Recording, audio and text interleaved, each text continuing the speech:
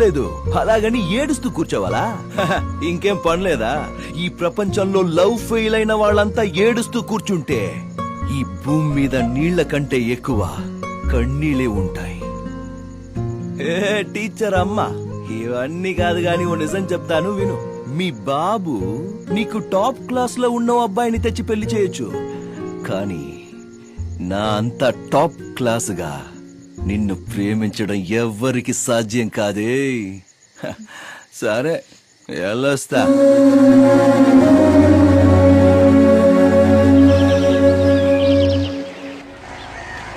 ఏంట్రా మావా, ఏరియా అంతా కొత్తగా కనబడుతుంది. ఫస్ట్ టైం 9 గంటలకు లేచావు కదా, అందుకే అంతా కొత్త కనబడుతుంది. నువ్వు కరెక్ట్ రా మావా. టీఓటీ అమ్మా. అటు చూడరా మావా, నా డార్లింగ్ వస్తుంది.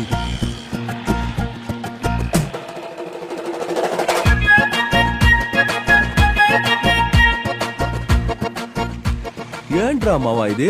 మన ఏరియా అమ్మాయిలంతా నా వైపు టేబుల్ ఫ్యాన్ లాగా తిరిగి తిరిగి చూసెళ్తే ఈ అమ్మాయి ఏంట్రా కనీసం ఒక్కసారైనా చూడకుండా వెళ్తుంది. ఏం చెయ్యాలో నువ్వే చెప్పరా మావా. పాపం తనకేదో మెడ పట్టేసినట్టుంది మావా. అలా అంటావా మావా? అయితే పర్మనెంట్ గా నన్నే చూసేలా ఆ మెడ తిప్పేయండి. సూపర్. ఇదేం బాలే, నేను అక్కడ కూర్చుంటే కనీసం నా వైపు చూడకుండా కూడా వెళ్ళిపోతున్నావేంటి? నేనెందుకు నిన్ను చూడాలి? ఎందుకా? నిన్న రాత్రి తాగిన మత్తులో ఎమోషన్ అయి హార్ట్ లో ఉన్నదంతా వాగేస్తే కనీసం ఒక్కసారి కూడా చూడకుండా వెళ్ళిపోతున్నావు. హలో, ఏంటే నీ ఎమోషన్ నువ్వు చెప్తే నేనెందుకు రియాక్ట్ అవ్వాలి? పులి ఏడుస్తోంది కదా అని జింక వెళ్ళి పాలు పడుతుందా?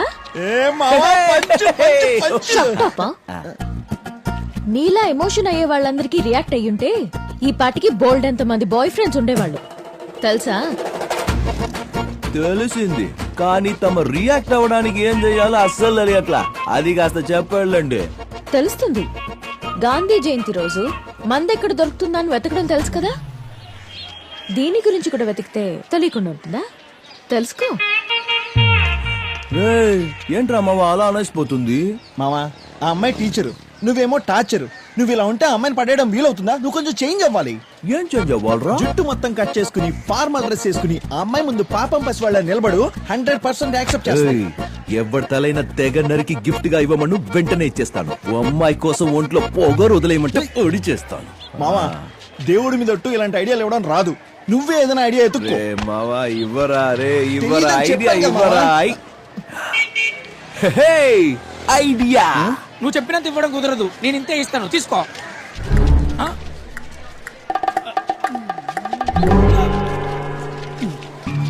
ఏంటలా చూస్తున్నారు? కొట్టేస్తారేమో. ఎట్టి పరిస్థితుల్లో భయపడకూడదురా. రేయ్, ఏంట్రా నవగ్రహాల చుట్టూ తిరుగుతున్నారు? నువ్వు మాకు హెల్ప్ చేసి పెట్టాలి. ఏంటే? నీ మరదల్ని మా వాడు పడేయాలి. దానికి నువ్వు మాకు ఐడియా ఇవ్వాలి. రేయ్, నేను తనని పెళ్లి చేసుకోవే భర్తని, బ్రోకర్ని కాదు. చాకు. ఇలాంటి చాకులు సర్కస్ లో ఆడించడం ఎన్నో చూసానమ్మా నేను. మావా, నువ్వైనా చెప్పరా ఐడియా. నువ్వు చెప్తే చెవుల నుంచి వచ్చేస్తుందా? నువ్వే చెప్పు. రేయ్, ఫస్ట్ టైం మా వాడు సైలెంట్ గా ఉన్నాడు. నువ్వు నోటికి వచ్చినట్టు మాట్లాడి రెచ్చగొట్టావు అనుకో, పొడిచి పడదొక్కుతాడు.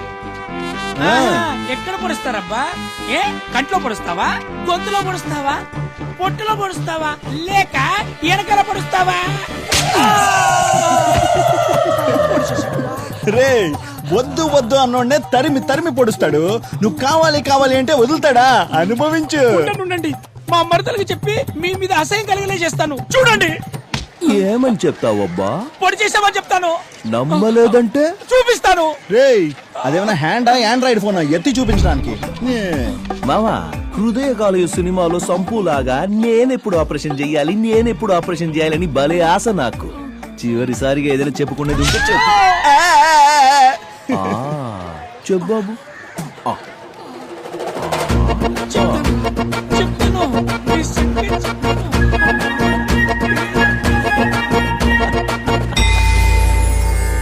పంతులు గారు వచ్చేసా.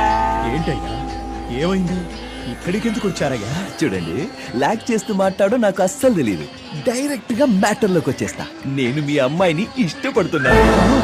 పెళ్లి చేసుకోవాలని డిసైడ్ అయ్యాను. మీకు చేతులెత్తి మొక్కుతాను బాబు, మా మానాన్న మమ్మల్ని వదిలేయండి. ఊరుదులు ఎక్కడికైనా దూరం వెళ్ళిపోతాం.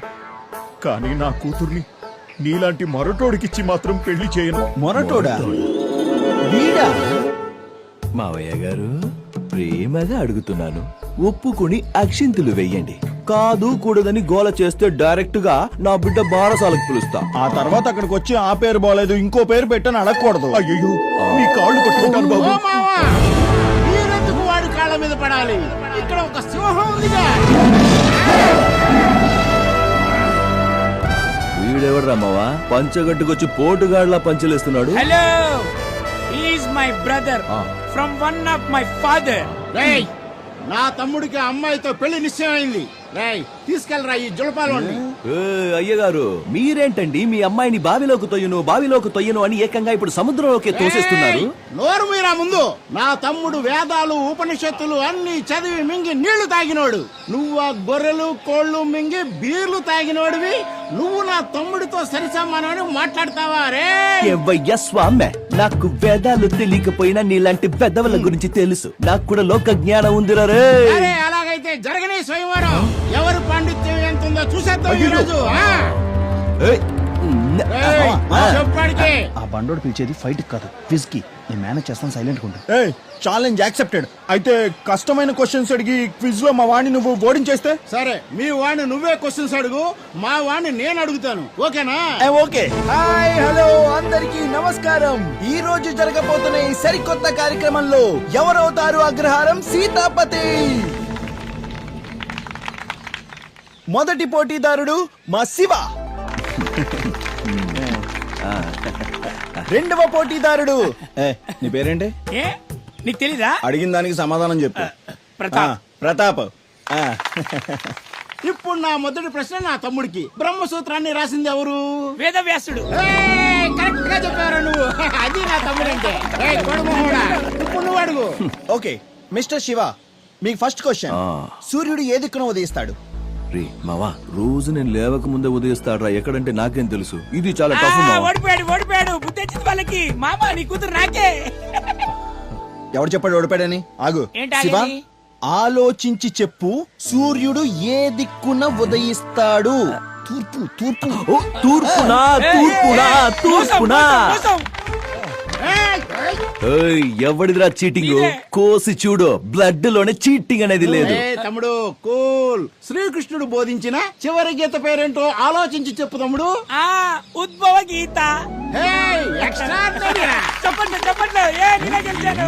ఏయ్, ఇప్పుడు నువ్వు అడుగు. ఓకే. వాట్ ద లైఫ్, అమ్మాయిలంటే తాపు. What the life. ఈ పాట ఏ సినిమాలోది? రేయ్, ఇది మా రౌడీ హీరో విజయ్ దేవరకొండ గీతా గోవిందంలోది. మోసం చేశారు. మోసం. ఏంట్రా మోసం? నిన్ను గీత గురించి అడిగాడు, నన్ను గీత గురించి అడిగాడు. ఆరరే రేయ్ తమ్ముడు, వదిలేయరా. నువ్వే గెలుస్తావు అనడంలో అనుమానం అనేదే లేదు. యజుర్వేదంలో ఒరే జఫ్ఫా, నోరు మూసుకొని పైకిలే. యజుర్వేదం, అధర్వణ వేదం అంటూ నన్ను ఇరికించడానికి ఇక్కడికి వచ్చావా నువ్వు? వాణ్ణి చూడు ఎంత ఈజీగా అడుగుతున్నాడో. క్లూ కూడా ఇస్తున్నాడు. నువ్వు కూర్చొని చూడు మామా, అదంతా నాకు తెలియదు. వాడే నన్ను క్వశ్చన్ అడగాలి. చేతులు చూపించుకొని క్లూ ఇస్తూనే ఉండాలి. వద్దురా. నిన్ను కూడా నేనే అడగాల?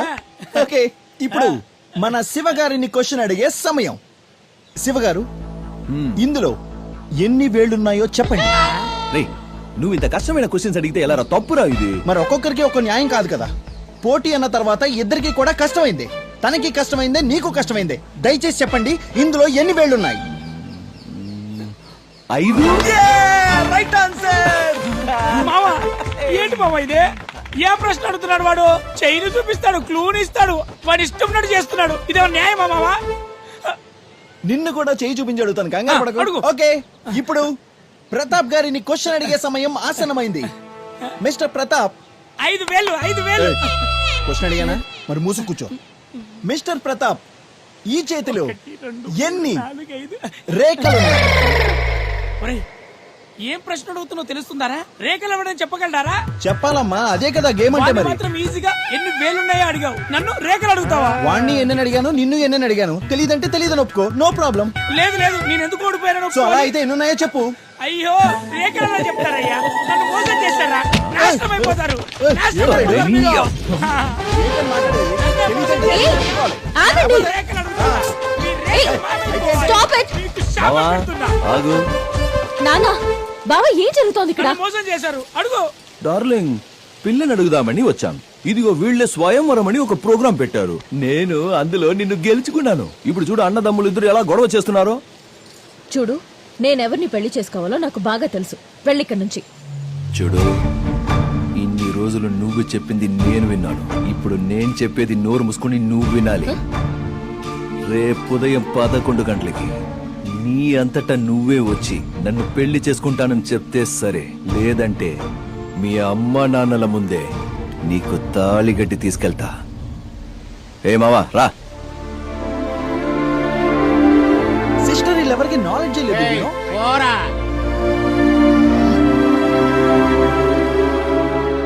వందల మంది పిల్లలకి బ్రతుకు నేర్పే నేను నా బ్రతుకు గురించి ఆలోచించి నిర్ణయం తీసుకోలేనా నాన్న?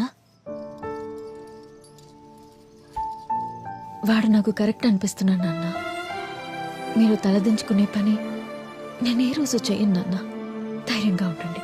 నేను లేకుండా వాడు బ్రతకడు నాన్న. రామకృష్ణ, రామకృష్ణ, నమస్కారం అన్నా. ఎవరో వచ్చి ఏరియా మొత్తం కొలతలేసి రేపే ఖాళీ చేసి వెళ్ళిపోవడం చెప్పారు. అతను ఎవరో పెద్ద బిల్డర్ అంటన్నా. గవర్నమెంటే వాళ్ళకి స్థలం రిజిస్ట్రేషన్ చేసిందని టైం చేసిన ఆఫీసర్ కూడా మీరే అని చెప్పారు. మీరేమంటున్నారో నాకు అర్థం కావట్లేదు. వాళ్ళు ఎవరి తరఫున వచ్చారు? ఇది గవర్నమెంట్ మాకిచ్చిన స్థలం, మరి వేరే వాళ్ళది ఎలా అవుతుంది?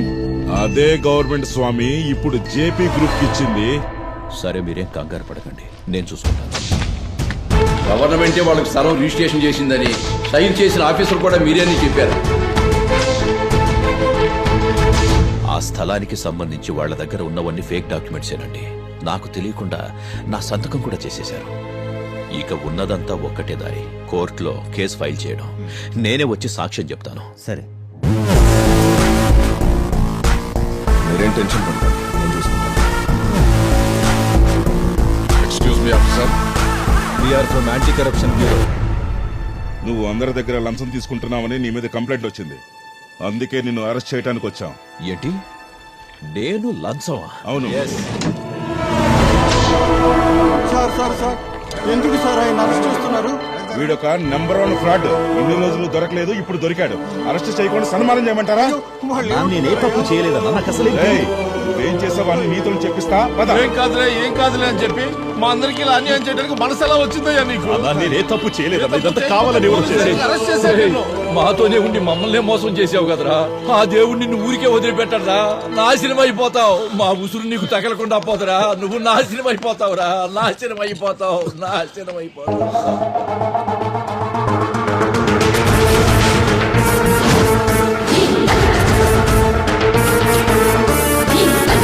సబాష్. ఏంటయ్యా, మా అమ్మని అడ్డం పెట్టుకుని నాకే స్కెచ్ వేయాలని ప్లాన్ చేసావా? చూసావా దేవుడు ఎలా ప్లాన్ రివర్స్ చేశాడు? ఆఫీసర్ సార్, ముందు ఈయన గారిని తీసుకెళ్ళండి. సాక్ష్యం ఏదైనా కావాలంటే చెప్పండి. నేను ఒక్కడనే కాదు, ఈ ఏరియా జనమంతా వస్తాం. ఏమంటారు?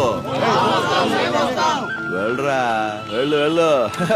ఇలాంటి వాళ్ళని నడు రోడ్డు మీద నుంచో పెట్టి చెప్పుతో కొట్టాలి. అమ్మా, లైఫ్ లో ఫస్ట్ టైం చాలా ప్రశాంతంగా నిద్రపోవచ్చు. మమ్మీ డార్లింగ్, నన్ను జైలుకు పంపించడానికి పరుగున వచ్చావు కదా. ఇప్పుడు ఈయన మంచోడు అనుకుని ఆయన వెనకాల పరిగెడుతున్నావా? దొంగలకి సపోర్ట్ చేయడం అంటే దొంగతనం చేసినట్టే, నీకు తెలీదమ్మా.